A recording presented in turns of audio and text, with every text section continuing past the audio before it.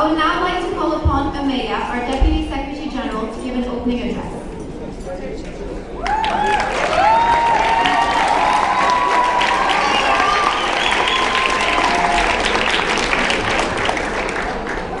Delegates, welcome to the closing ceremony of the DCMUNA conference. I hope that you all had a very good journey. I know I did. And I think I'm saying this with a very heavy heart, but this is going to be our last DCMUN conference. And I think that on behalf of the DCMUN, let's give Ms. Conley and Vic Boyle a round of applause, please. Thank you very much.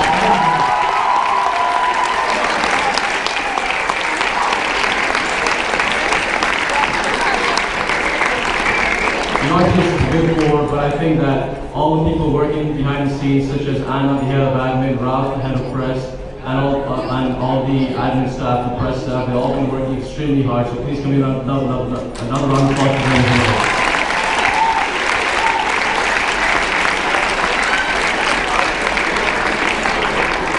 But without further ado, I would now like to invite our Secretary General, Michael Young, to give his speech. Thank you very much.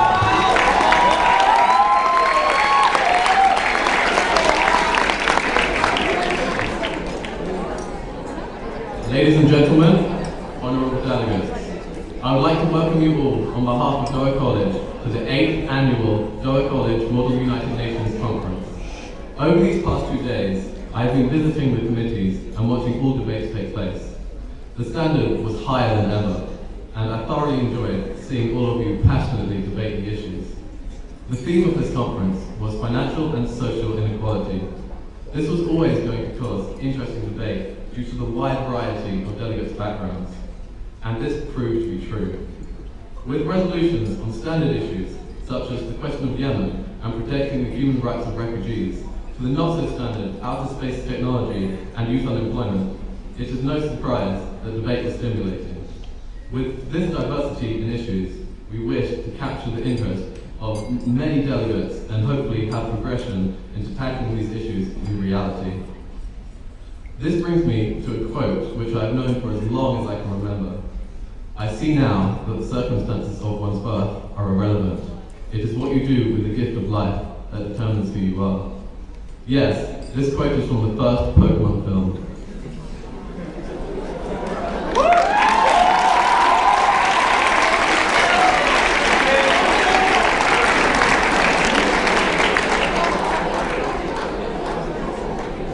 But it seems especially relevant now.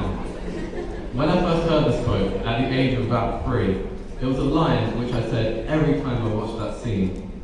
Granted, at one point I could quote most of the film, but it was this which spoke to me the most. As I grew older, I took this quote to mean that I should make the most of life by participating in as many extracurricular activities as I could, including Model United Nations. It was this which changed my view of the quote. Despite the fact that I knew I was lucky to be living in the situation I was, I had never given it more thought than that. As I learned more about the conditions of people in need through a UN, I noticed that my thinking was flawed. Yes, you can do what you want in life for the most part, but not everyone is born with equal opportunity, and this changed my mentality. Instead of selfishly working to better my own life, I would try to decrease the immense inequality in this world, so that anyone can become who they want to be. This conference is the pinnacle of my journey so far. For the past 2 days, we have been debating about the inequality in this world and have produced many ideas to decrease it. Through this research, we can realize just how lucky we are to be sitting here today in a 5-star hotel in the richest country in the world by GDP per capita. It is our duty as MUNers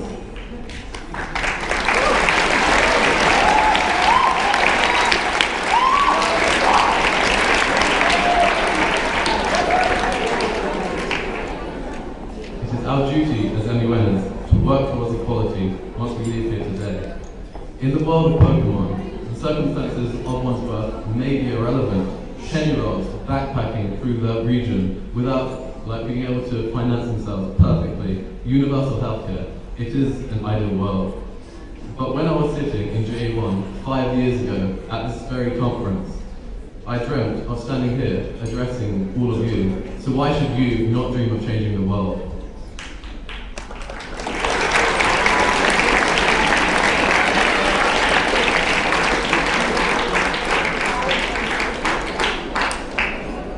finally, I must say my thanks. GCMUN 4 was my first conference, and I have experienced almost every aspect of MUN that I have been able to since. Of course, this conference would not be possible without the executives, the directors, the student officers, and the admin and press teams, so please give them a round of applause.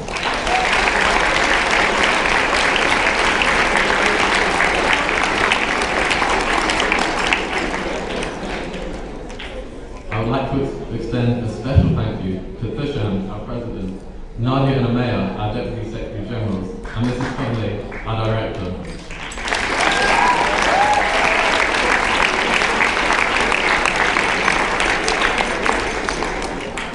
This conference has been running for 8 years now. However, this is our first conference without our old director, Mr. Butler, and Mrs. Conley has done an amazing job to get this conference running without his guidance. Thank you all for attending. I hope you had a great conference.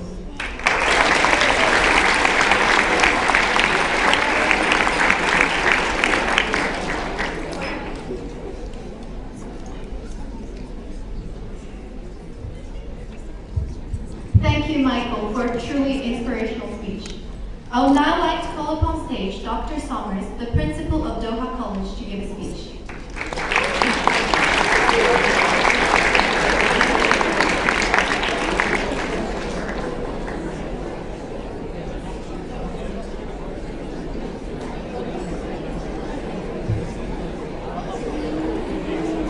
Good evening. Good evening, ladies and gentlemen. Good evening, delegates. It was a great pleasure today and yesterday to see you all working exceptionally hard in your various guises for your countries on the resolutions. It is not the first time that I experienced a Model United Nations event. In fact, I'm going back a fair number of years. When I worked at the British School in the Netherlands, I experienced time in The Hague a fair number of times, and I really grew very passionate about the event. The Model United Nations has been around for many, many years, and it has accompanied the nations around the globe and students around the globe throughout the ages.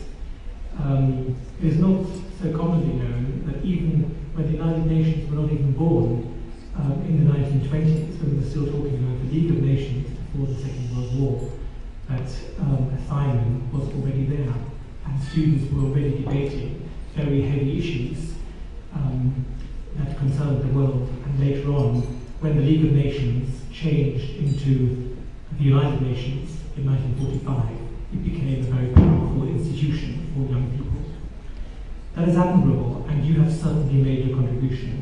We are in 2015 now, and it's certainly not a time that can be considered easy, as we saw in some of the debates today. Some people even speak about an Armageddon. Now that the Cold War is over, there seems to be wars left and right that are growing around the world and that are causing us concerns. Some of these concerns were debated today, and as the new principal of Doha College, I can't emphasize enough how proud I am that all of you, students from Doha College and around the region, have come here today to discuss and debate those very powerful issues. I spent some time, and some of you will have seen me around today, joining some of the little groups, some of the committees, but also the General Assembly towards the end. And it's quite extraordinary to see how much you've learned in the way of diplomacy and in the way of engagement, in the way of accepting others' views and really debating the very essence of what the issues are about. And that is admirable, and it is very interesting to see from a professional point of view as a teacher and as a principal.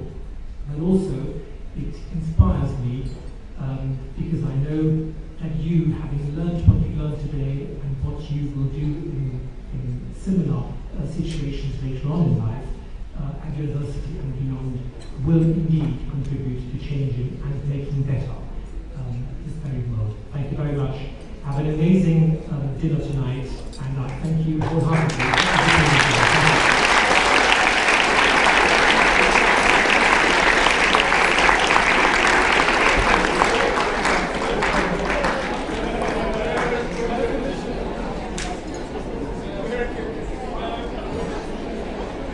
Thank you, Dr. Summer. I would now like to welcome onto our stage our keynote speaker for tonight, one of our alumni at Doha College and a graduate of Princeton University. But most of all, ladies and gentlemen, it is extremely humbling to stand here and introduce this man, because 10 years ago, he was the individual who founded MUN at Doha College. And it is because of him that we now have 550 of you from 14 schools sat in this room today. Ladies and gentlemen, Mr. Saad Al-Thani.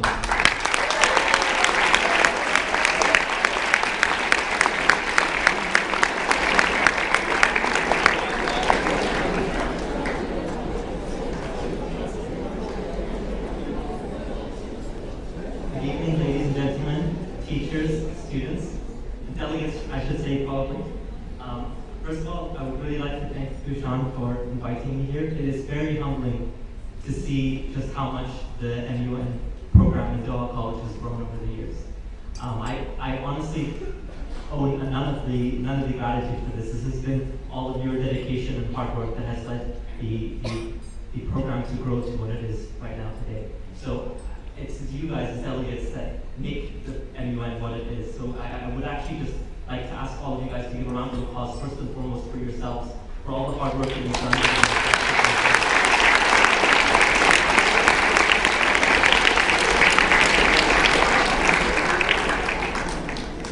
I can go on and on about the skills that MUN has given me over the years. I can tell you with 100% certainty that I would not have the confidence to be able to speak in front of all of you if it weren't for the skills that MUN has given me over the years that I participated in.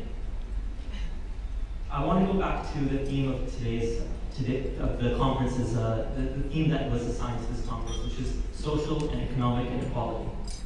And Tushan gave me a very, very interesting exercise to do in preparation for this talk. And he said, think about an experience that you've had that relates to social and economic inequality. And I thought back to when I was 16 years old, about your age, and my first sort of really pivotal experience to do with social and economic inequality. And it was the moment I landed from Qatar to India for our International Award expedition. Many of you, I'm sure, are familiar with International Award, and we were doing an expedition with Doha College, and we were sent with a group of 15 students to Rishikesh in India to participate in a physically challenging expedition that pulled on all of our strengths as a collective. And we were asked to not only do a considerable amount of whitewater rafting in the Ganges, but also a very significant trek up in the Himalayan mountains. And we arrived in Delhi, and it's about a 3.5-hour train ride from Delhi to Rishikesh. And on that train ride, our teacher at the time, Ms. Johnson, who is no longer at Doha College, but she was one of our organizers, and she had given us our tickets for the train, and we were all given first-class tickets. And I looked down at the ticket, and I was like, this is amazing. You know, Doha College is being very kind to us. They're giving us first-class tickets to Rishikesh in India. We go to the train, and we notice that the first-class tickets bought you really small cabin with broken windows, and the economy class cabins did not even have seats. They were literally lined with metal rods, and about 70% of the people riding in economy class couldn't even afford clothes to put on their bodies. That was a very, very shocking experience for me, coming from Qatar, which is, as was mentioned earlier, a very, very wealthy country that we have many things that we take for granted. So that really caused a shift in my perspective. And when I arrived back home to Doha, I never viewed my hometown the same way. I was very humbled by what I had been given, much of which wasn't earned. It was given to me by my parents and by my school and by my colleagues and friends. And so it really allowed me to reshape the way I thought about my life in Doha. And specifically with regards to this, I became more self-aware of not only the social inequality around the world because of my visit to India, but also the social inequality and economic inequality in my own country. When we drive to school, not many of us take a look out the window and really focus on the plight of many of the laborers that work in our country and are responsible for much of our country's achievement, because they're the ones that go every morning and build our buildings and create the infrastructure that we are so proud of today. And so it really caused a perception shift for me. And it reminded me of the very common phrase that you hear in books and quoted very often, which is the out of sight, out of mind paradigm. Which is when if you don't focus on something, or if something's completely distanced from you, you don't perceive it anymore, and it doesn't enter your thought process. So that was a very, very pivotal moment for me. This idea of self-awareness, in my opinion, is self-awareness and also awareness of your surroundings is the first step to battling the global issue we have with social and economic inequality. And as you guys have been here today, you might have not traveled to India, you might have not traveled to Rishikesh, but in a way you still have traveled, because each of you represented a country that many of you might have not even been to before. And you traveled through literature, you traveled through books, and you traveled through the internet. And I think traveling is important, because traveling it's not just about the physical act of doing so, but it's also about the emotional and about the intellectual aspect of making sure you go out of your shoes and into either another country, or putting yourselves in another person's shoes. When we talk about social and economic inequality, I can't help but bring the work that I'm doing right now in Doha into perspective and hopefully add to the discussion that you have been having over the past couple of days. Right now, I work at ICT Qatar, which is the Ministry of Information and Communications Technology in the country. And we see inequality not only from a social and economic point of view, but also from a digital perspective. Because digital inequality in our connected day and age is a big driver for social and economic inequality. And going back to my discussion earlier about the migrant workers and our issues that we have here in Qatar with regards to the migrant issues, ICT Qatar has started a Better Connections campaign in order to bridge the gap, the digital divide that many of our migrant workers are currently in the disadvantaged side of. Many of you have loved ones, maybe not in Qatar, around the world, and you're able to communicate for free with them, for example, because of innovative technologies such as Skype and WhatsApp. And many of the migrant workers still rely on paying for the connections to their loved ones. And so the Better Connections campaign focuses a lot on education, but also on providing the infrastructure to migrant workers in the country to enable them to connect to their loved ones and have a better quality of life in the country as a result of this connection. It's still a very challenging task. In no way does it end the issue of migrant workers. But when I see many motivated students such as yourselves, I can't help but think of the enormous potential if even half of you or a quarter of you were to volunteer for this program. It's a voluntary program that is coordinated between the ministry and Reach Out to Asia. And you can go online to ict.gov.qa or reachouttoasia.org and sign up, and they will go through a training for you on how to better educate migrant workers and help bridge that divide. I want to end my speech. I know many of you are really looking forward to dinner and don't want to hear too much from me, but I want to end my speech on a really positive note and talk about how transformative my experience has been with MUN. When I was at MUN, I wasn't fortunate enough to have been able to be part of such a big conference here in Qatar, but we were able to travel and we had visited. Oman was my first MUN conference, and Ms. Sindal, who is here right now, was the leader behind helping us organize the Dublin MUN conference. And I was telling Ms. Sindal before I came up on the podium just now, that to this day, I'm still in touch with all my friends and colleagues who I participated with during those days. These are very memorable times for you guys, and I hope you take full advantage of these opportunities for professional and also personal growth. And I'm very, very, very honored and proud and privileged to be here with you guys today. Thank you.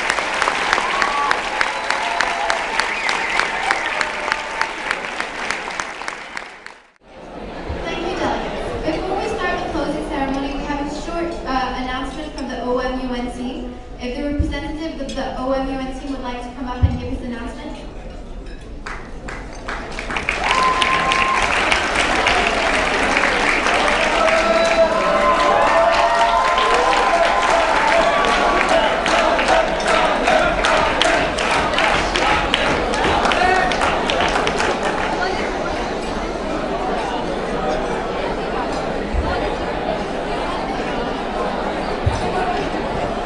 Good evening, guys. I am pretty sure you guys had a pretty great conference today and yesterday, and I'm also pretty sure everyone's going to miss the whole annual atmosphere once we go home tonight. But I'll just start right to the chase because everyone's excited for the awards. So I'm the Secretary General of the OMUN National Branch of Qatar, and basically we have to advertise our online OMUN program. So we hold debates every month online, and there are various issues spanning all the committees which are approved by Climate. And Sandeep, who's the EAO, will be telling us more about how the procedure of OMUN is and what exactly it is. Hi everyone, my name is Sandeep. As Yash mentioned, I'm the EAO of Qatar at OMUN, and besides debating once a month with us, you can also debate online on an international level.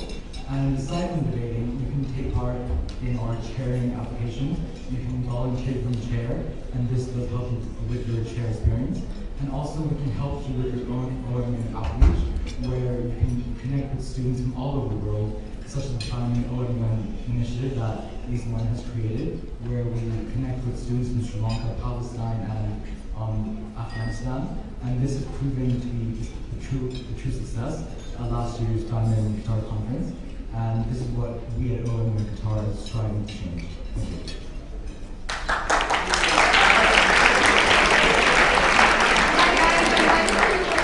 Remind you that you can join us at our next debate, which is taking place on the 28th of November at 4 p.m. on the issue of promoting women and girls in Afghanistan. And we're also honored to announce that Medina and Rosal will also be attending this debate as guest speakers. Many of you may have heard about them. From Climate Qatar 2015, as they were part of the Afghan initiative. And you can find us at the OMUN Qatar Delegates on Facebook, where we update and post reminders about upcoming debates. Okay, so before we go off, I know it sounds a little fishy, like, debates online, how's that going to go? But believe me, once you come to your first debate, it's almost like an actual conference, you're going to love it. In fact, our previous debate was such, in our previous debate, we have speakers like a para-athlete from Afghanistan who's speaking, and our debates are pretty exciting. So I hope I'll see a lot of you there for our next debate. Thank you.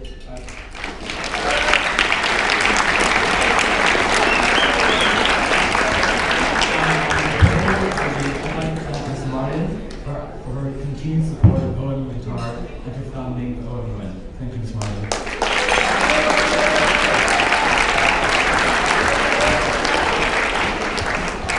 Thank you, OMUNC, for your announcement.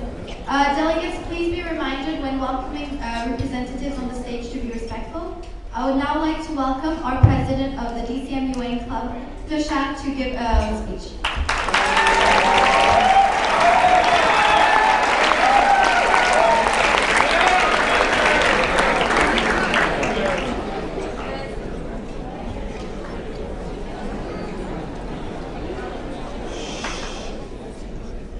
Good evening, ladies and gentlemen. I'd like to start by asking you not to listen, because I have an apology to make. I love numbers, so I hope you'll forgive me for starting like this, but in homage to G.H. Hardy's book, A Mathematician's Apology, yes, I read math books for fun, I have to say sorry. Thank you for the clap. Hardy wrote,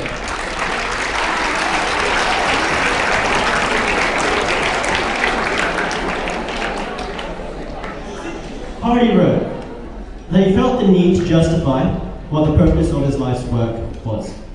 And I now need to justify what 5 years and 18 conferences of MUN has meant to me. He said that maths was much like mountaineering. finding new paths to climb the same mountains. And if anything, MUN is the same, finding different ways to solve the same old problems. Poverty, war, health, and indeed economic and social inequality. For many of you, this is your first conference. It was for me. This is now, in fact, one of my last. And in 18 conferences, the issues we debate have changed. Today we look at the annexation of Crimea, the sustainability of the EU, and the end of an 80-year civil war in Myanmar. And in 5 years from now, many of the issues we've debated will be replaced by others. Some already have. So then the logical question becomes, why do we do it? Have the last 5 years been in vain, when every solution we looked at, every mountain that we climb, is already going to be solved, already going to be summited by the time that we're ready, our generation is ready, to get there? The most vivid image I'll take from this conference is actually not a part of this conference itself, but 2 a.m. this morning, sitting at a laptop writing a speech, a little bit late, I'm sorry I missed. But it's not easy looking back at years of your life and wondering whether it meant anything. But eventually I convinced myself it had, and I'd like to tell you why. In our opening ceremony, Mr. James Conley, our Vice Principal, told us that 1 in 200 individuals have faced homelessness at some point, have lived below the poverty line. Economic and social inequality is something that holds great personal meaning to me. I was that 1 in 200. When my parents fled Sri Lanka, we were a family of refugees, asylum seekers, from a war some thousands of miles away. They had very little, almost no money. As the banks in Sri Lanka closed their doors to Tamils, the minority of the nation. But they had an education, and with that they started a new life. They pulled things together, they made ends meet, and I'm now here in, as we finished multiple times already, one of the richest countries in the world.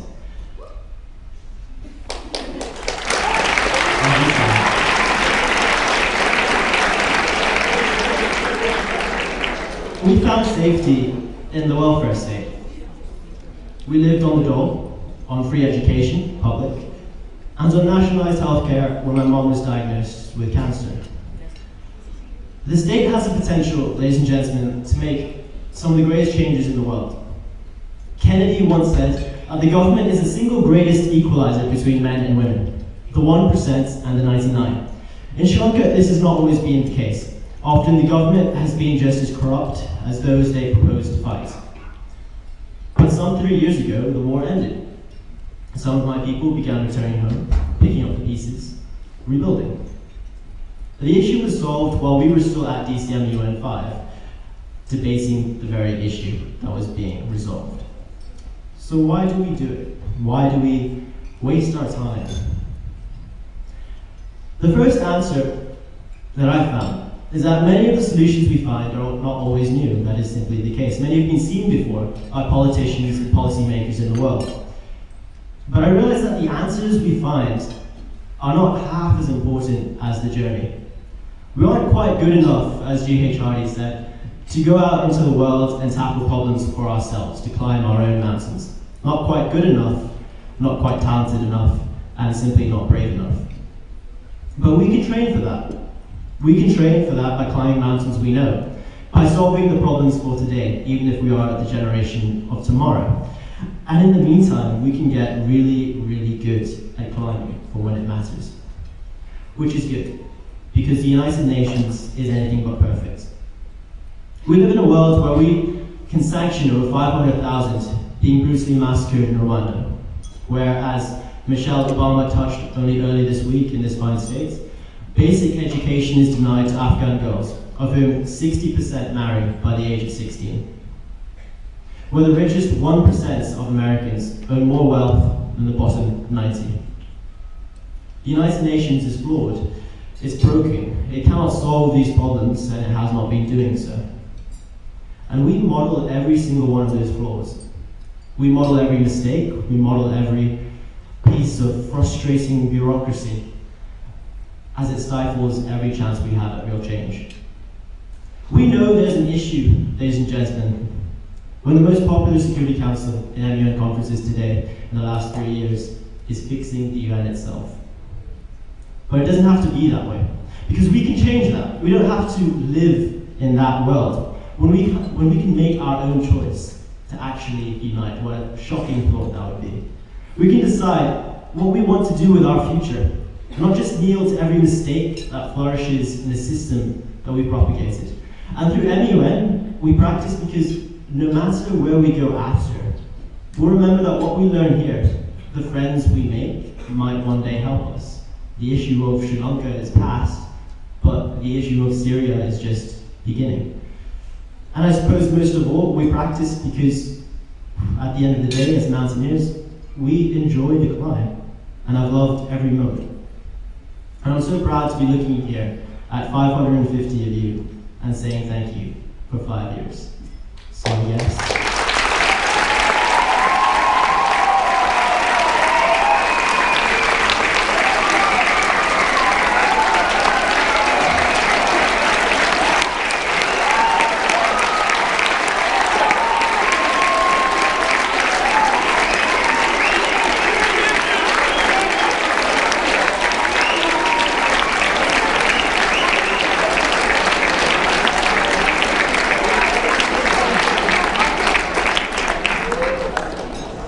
So I guess, ladies and gentlemen, you could say that I'm not very sorry at all. Thank you.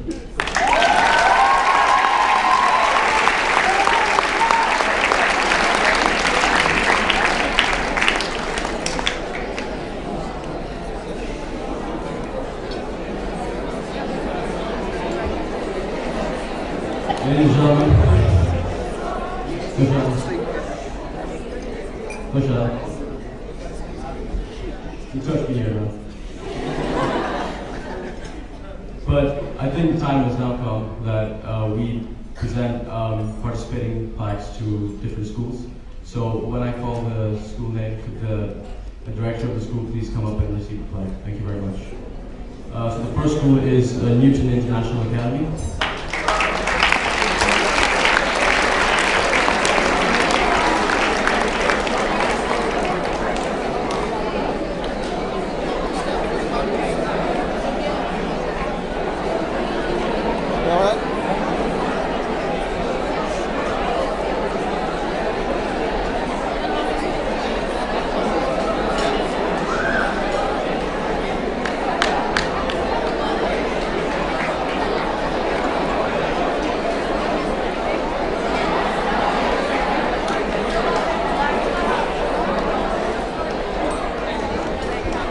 National School of London Guitar.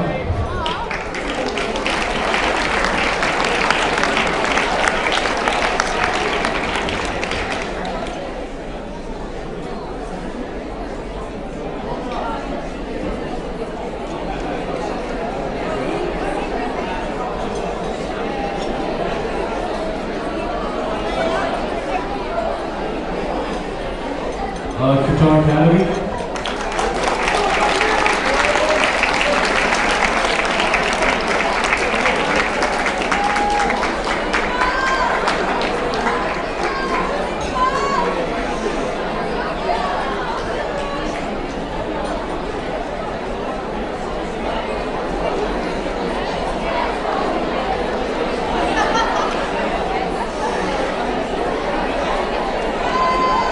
American School of Law.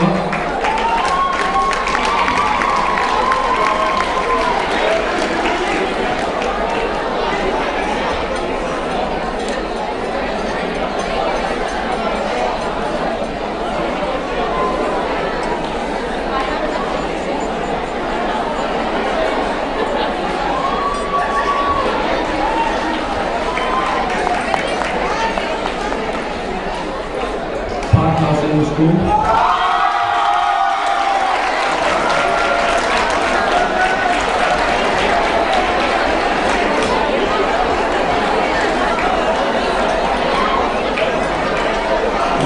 International School.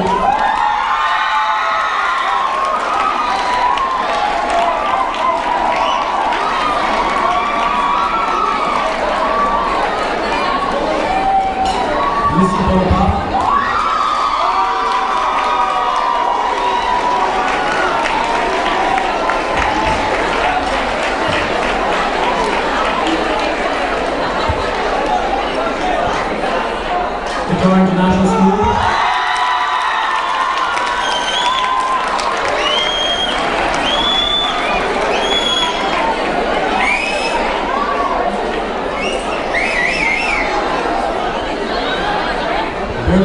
School.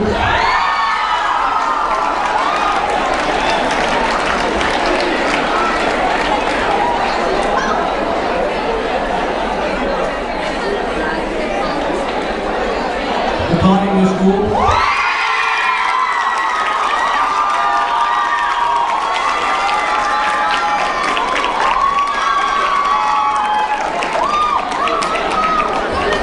Academy.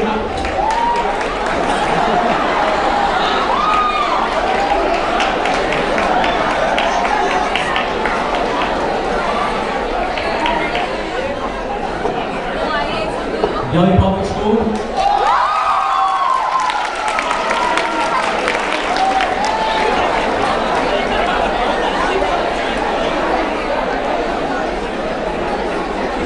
And last but not least, Doha College.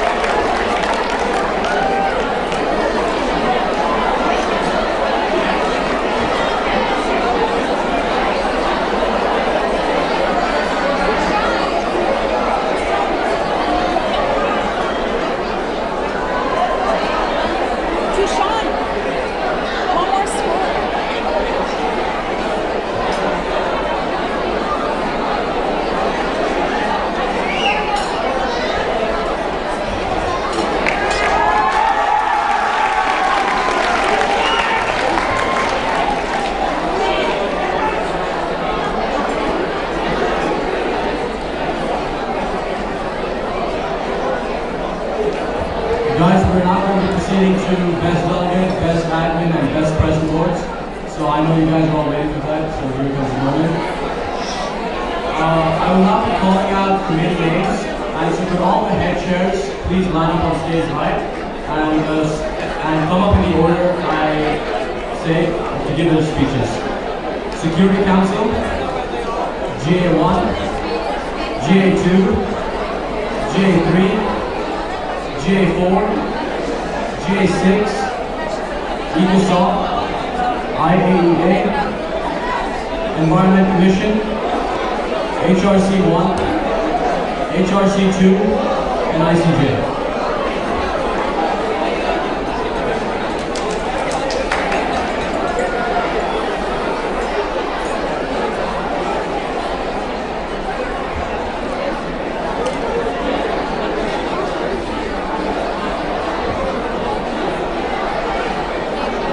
While most committees are engaging, some committees are unforgettable.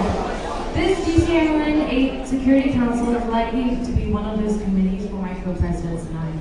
I've debated many of the issues on the agenda in the past years as a delegate, and yet many of the solutions that came up in the debate were truly innovative. We had delegates discussing issues including Syria, Yemen, and the South American financial crisis. But perhaps most impressively, delegates were able to tackle new aspects of existing issues like the media and propaganda influence in the question of Syria or the question of tariffs in South American countries. Not to mention how all of us were stuffing our faces with my co-president Saleh's birthday cake while listening to Adele and Queen. As a student officer, it brought me much joy to see delegates passionately arguing back and forth on key issues, holding on to their convictions while at the same time being open to suggestions and new ideas. Picking the best delegate was an extremely difficult task for my co-presidents and I. And before congratulating the award winner, I'd like to say that all of you are winners and I wish you all the very best for the future. This particular delegate that stood out was regularly held onto his convictions and his arguments and was extremely well spoken. And that delegate was the delegate of the USA.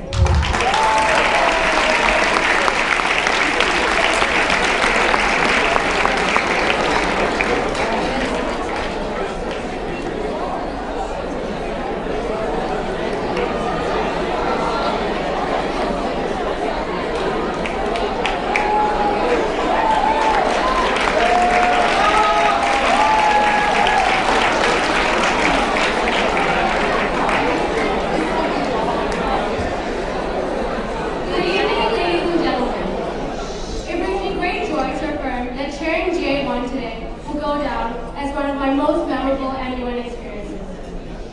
We debated a wide range of issues ranging from decommissioning rebel groups and civil protesters to the question of nuclear programs in developing nations. My co-chairs and I were extremely impressed by the high standard of the debate.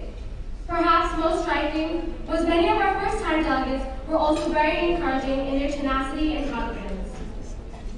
Our delegates were passionate. One particular delegate, the delegate of China, was passionate enough to sing his nation's national anthem. As your head chair, I can easily say that I am proud of each and every one of you for your performances today. Each and every one of you rose to the occasion and actively participated in the debate. I wish you all the best, and I know that great success awaits each and every one of you, be it at MUN or other facets of life. You were all winners today. However, there was one delegate that particularly stood out. This delegate constantly sent amendments and participated in the debate. He knew his facts inside out, and it was clear that this delegate was truly passionate about the issues being debated. So without further ado, it gives me great honor to call upon the delegate of China.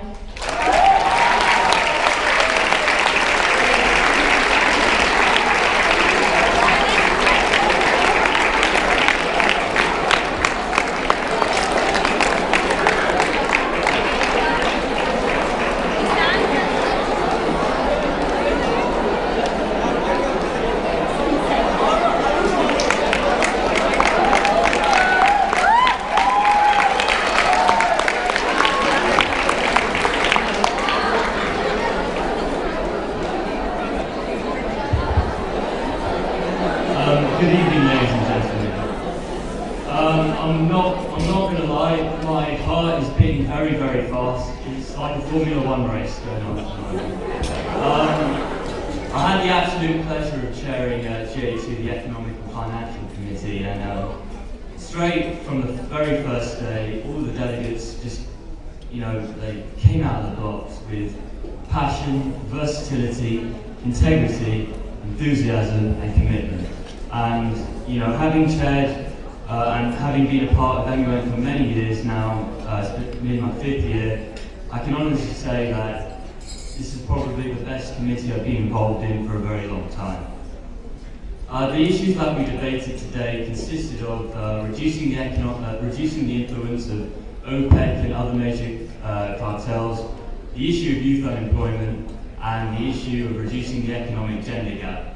And I must say that the debate, the conversation, the fight was all very, very exciting to watch from the perspective of the chair. We've had many delegates come out from their shells, find their true character, and flourish in an environment where they can succeed and achieve many great things.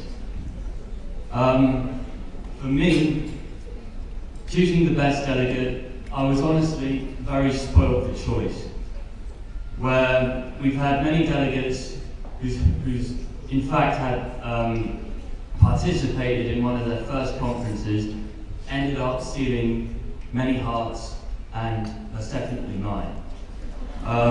Most notably, the delegate of Finland, who displayed very great character, the delegate of Bolivia, who stood out from quite a lot of the rest, but there's one truly inspiring delegate, which definitely did capture my heart. And as a wise man once said, who goes by the name of Punjabi MC, who recited the following lyric, "Kari Guru kisi din na pyar."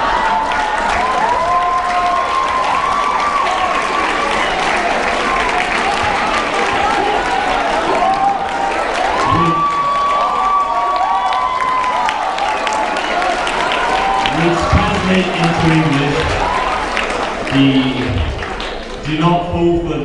which translates into English, don't fall in love with the bad boy. But I've in fact fallen in love with the right boy. And the right boy is the delegate of Germany.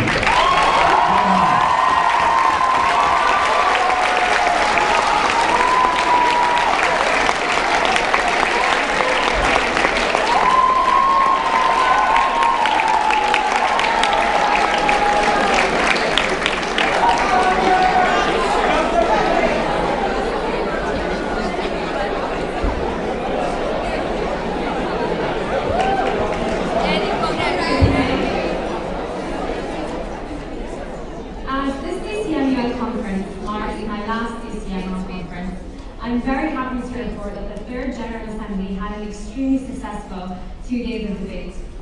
Delegates participated in intense discussions attempting to formulate solutions to extremely pressing matters, such as the protection of women in the MENA region and the issue of cybersecurity.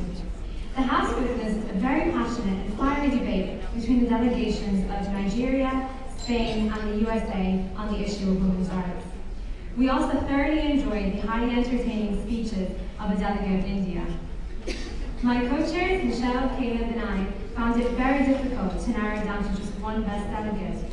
In the end, the delegate chosen continuously brought a new perspective to debate, with their detailed speeches and well thought of points of information. This is why the best delegate for GA3 this year is a delegate of the United States of America.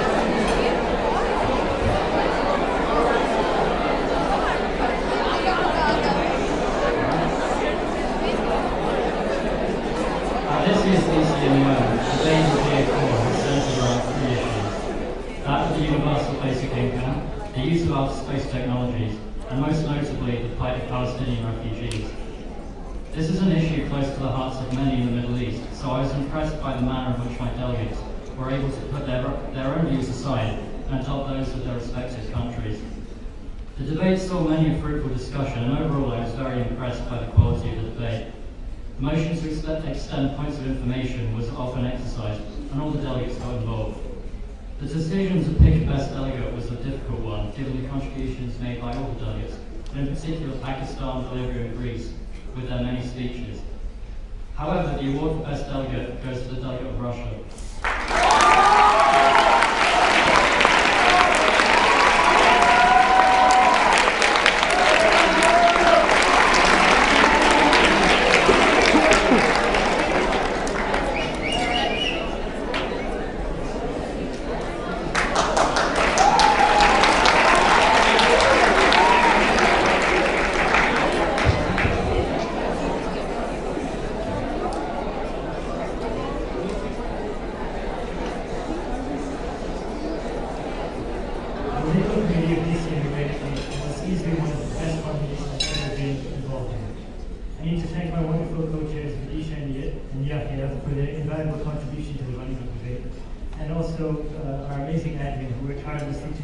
Sessions ran as smoothly and seamlessly as possible. GA6 witnessed a phenomenal quality of debate on pressing world issues such as the issue of illegal immigrants from Africa to Europe and advancing gender equality through the international laws. There were a few moments in the committee which made the experience very special. Australia's very intense speeches, China's amendments which were submitted before debate even began, Tunisia demanding an apology for not being included in the co-submitted list, and a 15-minute debate over whether the correct way was also the legal way. There were also many motions to extend points of information, which was pleasing to see. Choosing best delegate was a very difficult choice for the chairs, as there were so many delegates who took an active role in debating. In the end, it came down to two extremely eager delegates who made sure to speak on every matter discussed. Of these two, however, one stood out with intelligent remarks and interaction with fellow delegates. Therefore, the best delegate award goes to the delegate of China.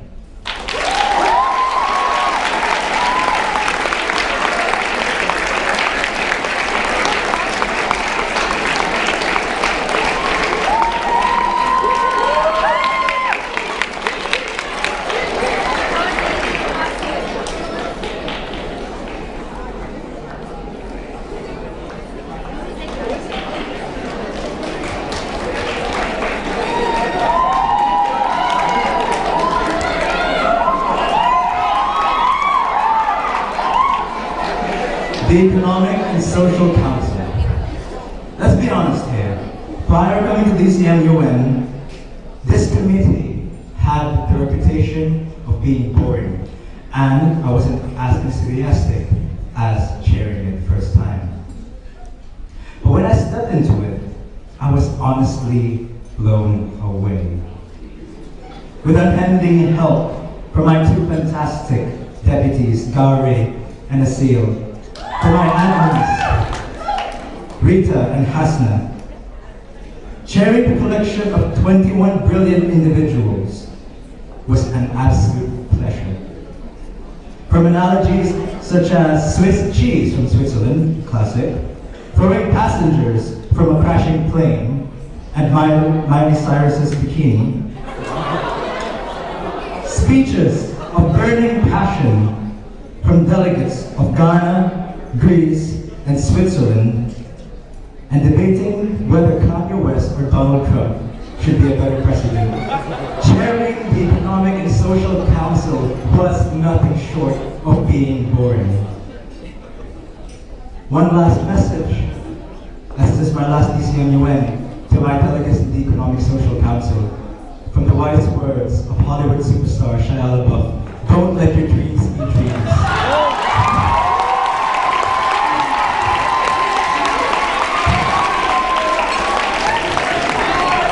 Out of the pile of great men and women, my chairs and I found it difficult to narrow down a best delegate. If we could split the certificate into 21 individual pieces, we could.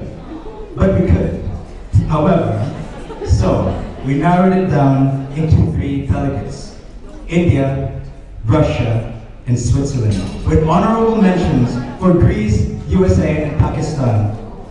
The Best Delegate Award goes to this delegate for this delegate's wholesome knowledge on all topics of the resolution, for the clarity of speech, for the passion that he has brought the Economic and Social Council.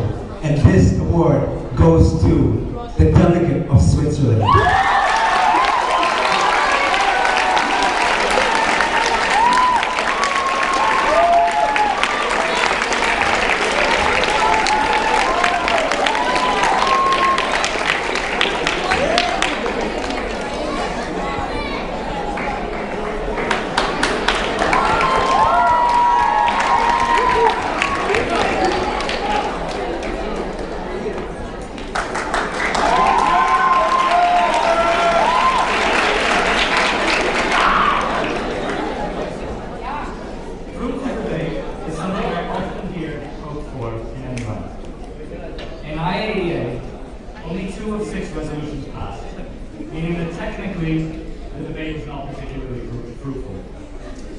However, considering the witty retorts, heated discussion, and dancing to Hotline Bling that went on, the debate was pretty fruity.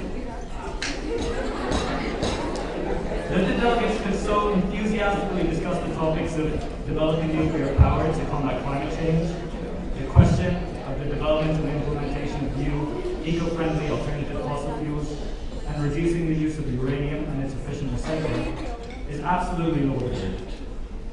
And the failures of resolutions, in my opinion, was more due to the skill and nitpickiness of the opposing delegates than the shortcomings of the resolutions themselves. As a result of this, choosing best delegate was an especially difficult task, with Germany, Pakistan, and Greece being, considerable contenders. However, considering their participation in all discussions and enthusiasm for a debate throughout the conference, I must award the Best Delegate Award to the delegate of Greece.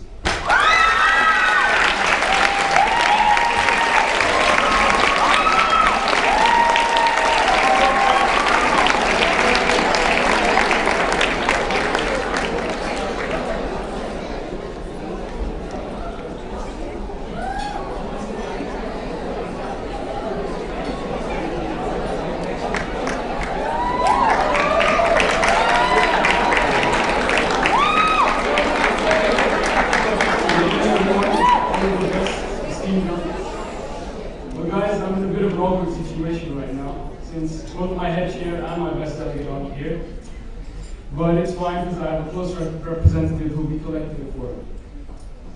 From the first minute, of the Environment Commission, I could tell that it was going to be a good 2 days of exciting debate.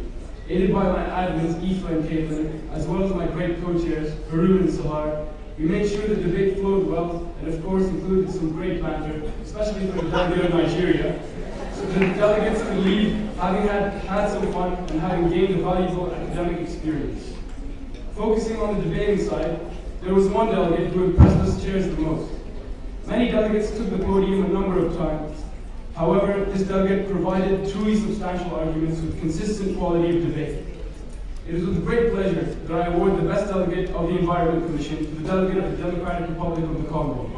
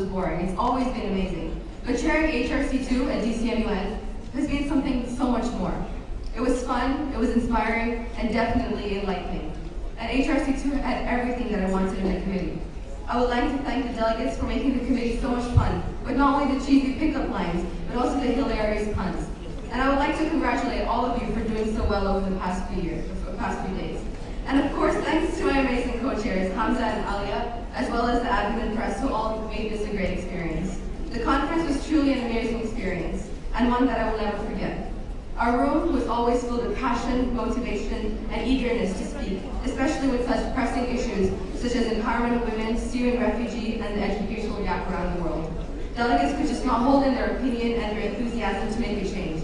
And let's not forget the unbeatable duo of Manna and Musa.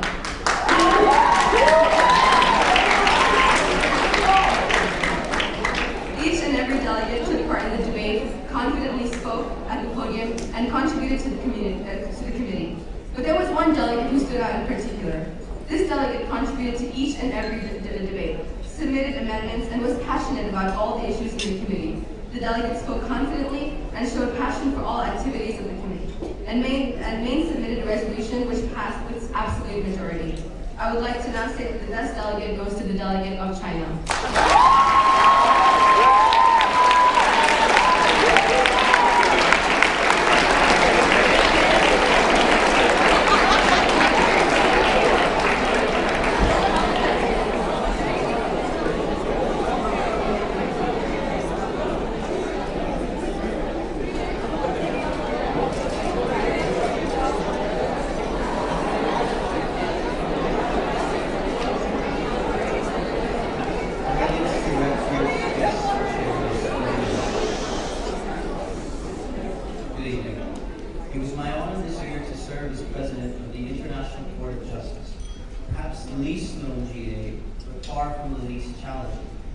none of it could have been accomplished without my vice presidents, Nick, Asha, and Matthew, my truest thanks. The ICJ was met at this conference to discuss 3 issues. The first was that of armed activities on the Democratic Republic of Congo. The court decides to favor Rwanda's plea and dismiss the charges leveled, whilst referring both nations to the Security Council for sanctions and award financial compensation to DR Congo to be settled at a later date. Our first case, slightly rushed, but all delegates performed absolutely beautifully. The second case is the legality of the use of force, Serbia and Montenegro versus Germany. Our toughest and longest case, rife with legal technicalities. But in the end, the court has decided to award the case to Germany.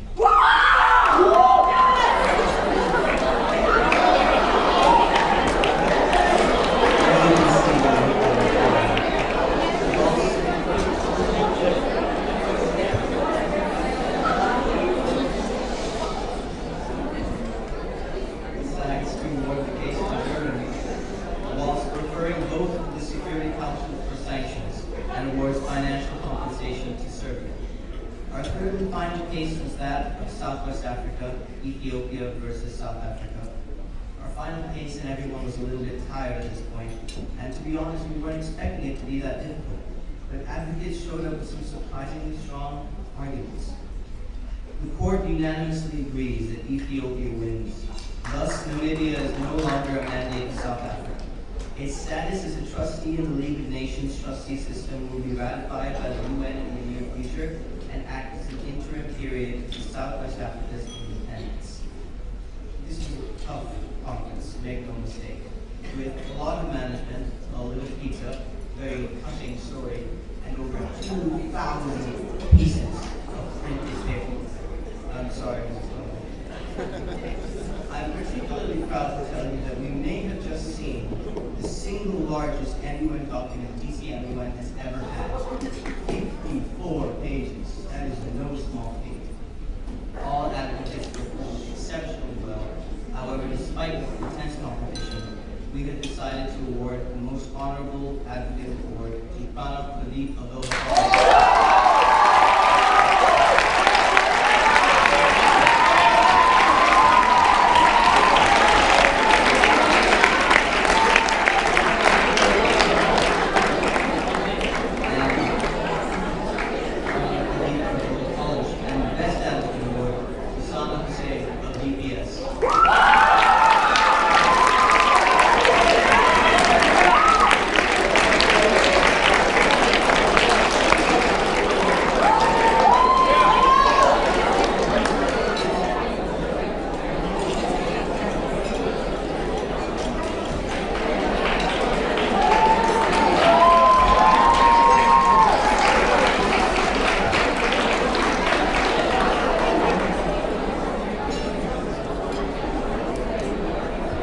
Congratulations to all delegates and advocates who won the Best Advocate and Best Delegate Awards.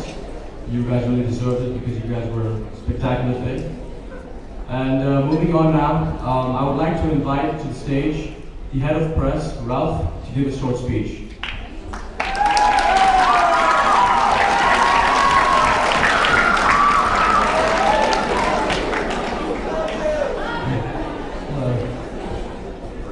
Our job at the press is to capture the day's events in wonderfully crafted words and pictures that can be seen in our Confidence magazine issues, which I encourage you to pick up and read. This year's press team, I feel, is the most vibrant yet. Every member of the team, from our diligent writers to our masterful photographers to our elaborate layout artists, does their job with a certain level of professionalism that really makes my job much easier. And every member brings their own enthusiasm and their own quirky charisma to the team. We're all friends here at the press team, and I've thoroughly enjoyed working with a bunch of such adventurous and eccentric individuals. I'd like to give a special thanks to Mrs. Calvert, who was an equally adventurous and eccentric individual, for Spanish or the other of our articles, and a special thanks to the admin team who was working at the printer, for helping us get all these issues printed and folded and all that stuff. We are a team of people who care greatly about this conference and the work that we This year's Best Press Member Award goes to someone who did a lot of perambulating and running around over the days, and who's always worked to the best of their abilities. Batul.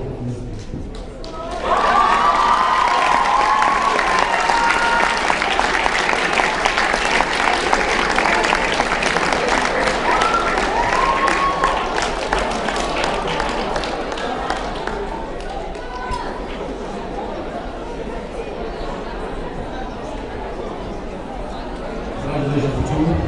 And now we have a graduate, Anna.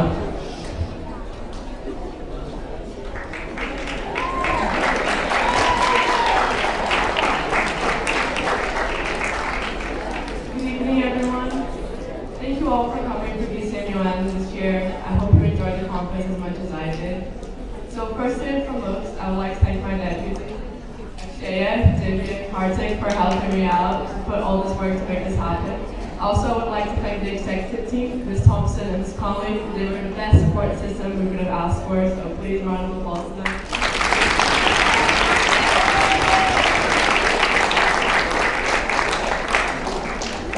Secondly, I'd like to thank my amazing admin team, who without them this conference would have not happened. Guys, you're awesome, you're amazing, I'm really proud of all of you.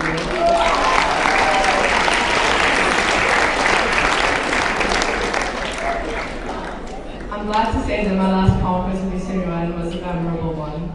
And I'm also very happy to see my friends progressing through NUN, and it makes me proud to see the legacy that we leave behind. Without further ado, in recognition of their hard work and dedication to the admin team at the conference, I'd like to call up Faisal and Mishka to receive their Best Admin Award.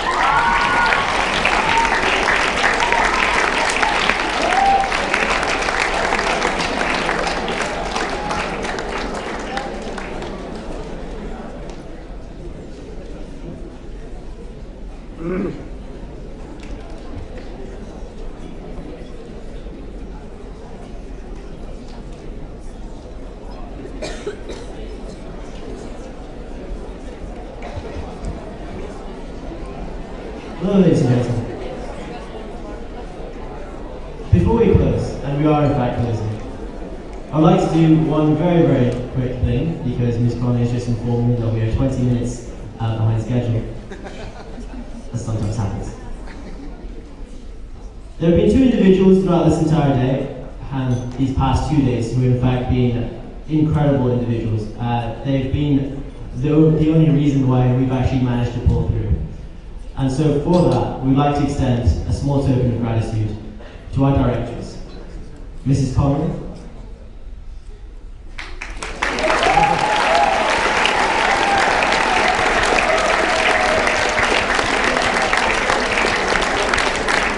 Yes, that means you have to come up.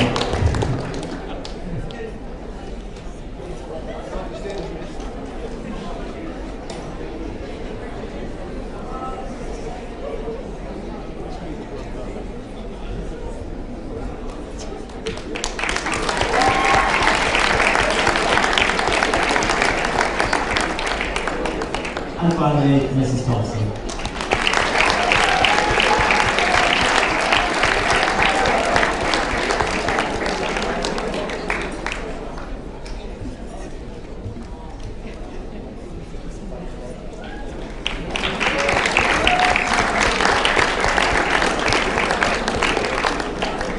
Thank you, ladies and gentlemen, for coming to our conference. We'd now like to declare the closing ceremony and, of course, the conference as a whole finished. But before we do so, please remember that as you head out the doors, there will be a press video playing. Thank you very much, ladies and gentlemen.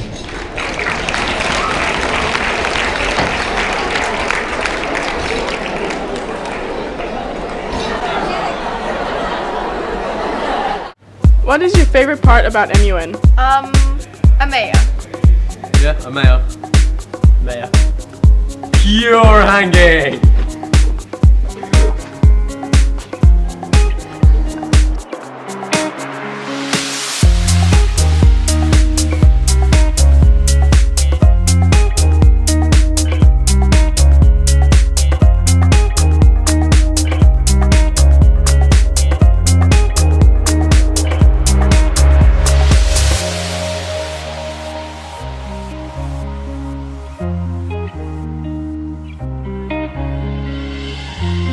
My face above the water.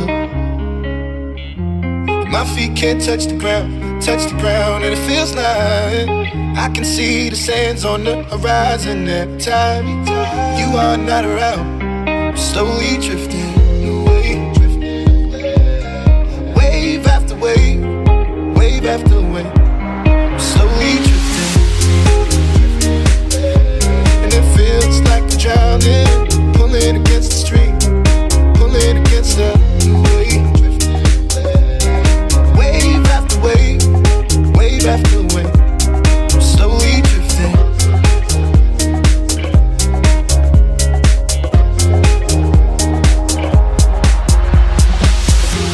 My face above the water. My feet can't touch the ground, and it feels like I can see the sands on the horizon every time you are not around. I'm slowly drifting away, wave after wave, wave after wave. I'm slowly drifting, and it feels like I'm drowning, pulling against the stream, pulling against the